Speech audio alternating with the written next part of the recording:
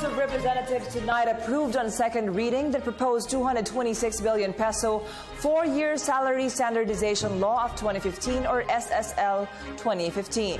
The chamber passed the House Bill 6268 or the SSL 2015 to modify the compensation and position classification system of civilian government personnel and the base pay schedule of military and uniformed personnel. The measure will increase the salary of all government workers and would grant them a 14th month pay in a form of a mid-year bonus. More details from Freddie Abando. The 2015 Salary Standardization Law's approval is a done deal to benefit 1.53 million government personnel. It will cost 226 billion pesos to be implemented in 4 tranches.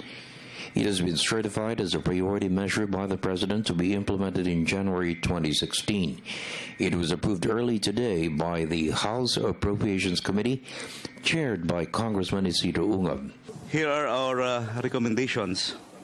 First is the committee further recommends that all measures proposing the upgrading of positions and increases in salaries, special allowances, personal economic relief allowance or PERA, and other personal benefits of the national government employees as enumerated in item number 2 of the agenda shall be consolidated with House Bill number 6268, with all the authors of said measures be made as co-authors of House Bill number 6268.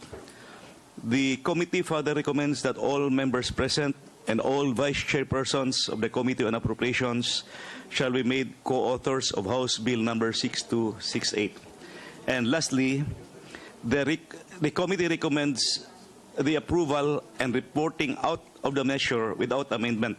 All amendments will be done at the plenary. Budget Secretary Florencio Abad said Joint Resolution Number 4 passed by Congress in 2009 mandates the review of the compensation and position classification system after 3 years of the last adjustments of wages in the government sector. SSL 2015 will result in a weighted average increase of 45% in the compensation of all salary grades from 1 to 33 and hike the pay of government personnel to at least 70% of the private sector. This is really a timely opportunity to conduct the review, which we in fact did.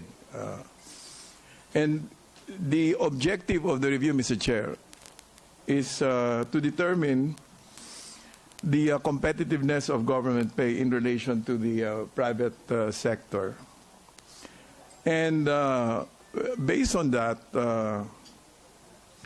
determine the compensation strategy that will bring government pay as close to private sector rates as possible, Mr. Chairman. If we compare the rates from salary grades 1 to 33, the SSL 3 rates compared to the private sector is still quite far, as the graph would show. Especially, not so much for the lower salary grades, Mr. Chairman, but especially for the higher salary grades. Basically, we're guided by 5 parameters. The first one is that the minimum basic salary of people in government, which is salary grade 1, shall be raised so that they are a little higher than minimum wage in the NCR. So that is from 9,000 to 11,068, you know. And to attract and retain talent, we look at the different possible rates to compare salaries with the private sector. And we said that the compensation of government personnel should be at least 70% of the market for all salary grades. So from salary grade 1 to salary grade 33, the rates must at least be 70% of the market. And secondly, just so we avoid confusion, to recognize differences in duties and responsibilities, we will make sure that there will be no salary overlaps. The salary hike will increase the base pay. It provides for a 14-month pay and 2 months performance-based bonus, which will be tax-free. The lowest salary grade will be increased from 9,000 to 11,068. The biggest bulk of the pay hikes will cover salary 1 to 10. Abando said the pay hike of public school teachers and government-hired nurses will be much higher compared to their counterparts in the private sector. However, ACT Party List Congressman Antonio Tino said the pay hike for teachers is much less than what has been proposed in his bill of 6,000 pesos a month.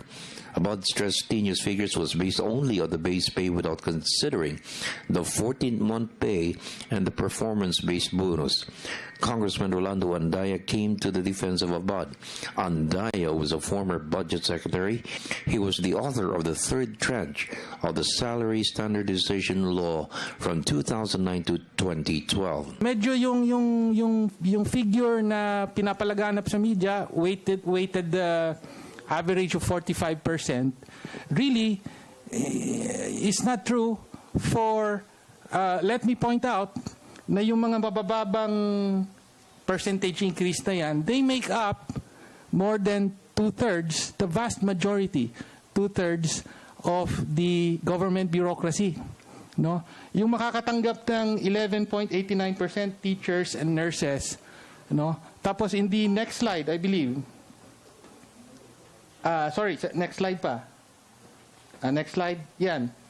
Ganun din para sa hindi na pinresent ni Secretary Abad yung magiging application nito. May presentation din siya para sa mga uniformed personnel. So meaning yung police, yung militar, mga sundalo, mga bombero, BJMP, and Coast Guard, and so on. So their increases will be again in the range of 12.26%, no, over 4 years, no. So napakalayo doon sa average of 45%. 11.89% is only the salary increase. If you include the 14th month pay, that's 8%. So you have to add 8% there, and that's almost about 20%. If you include the performance-based bonus, that's about 10%. So you're talking about 30%. Ilagay naman natin, Toji, sa katotohanan. Wag natin sabihin na 11.89 because you're going to get a 14th month pay mid-year. And you're also going to get performance-based bonus. So it's not 11.89%. That can be as much as 30%. The year before SSL 3, we had an increase in allowances. And then at that time, the employees were likewise mad at the Secretary of DB at that time, saying that why was it allowances? Dahil daw, pag allowance, hindi kasama sa computation ng pension. Nung naging next year, naging SSL 3 nga, naging salary increase. Galit pa rin. Dahil bakit daw salary? Dahil taxable daw yun. Dapat ginawang allowance. Hindi mo makukuha talaga yung tamang timpla rito. But the point being is, to answer the question a while ago, the reason why there is a PBB equivalent to 2 months, hindi to Pinoy Big Brother, itong performance-based bonus is para magkaroon nga ng tax-free. Mas lalaki yung bottom line or take-home pay ng empleyado. That is the rationale. That what was lost in translation kanina. Yun yung rationale. Kaya may salary increase na, may PBB pa. Am I correct, Asek? And mid-year. Am I correct, Mr. Secretary? For the People's Television Network, this is Freddie Abando reporting.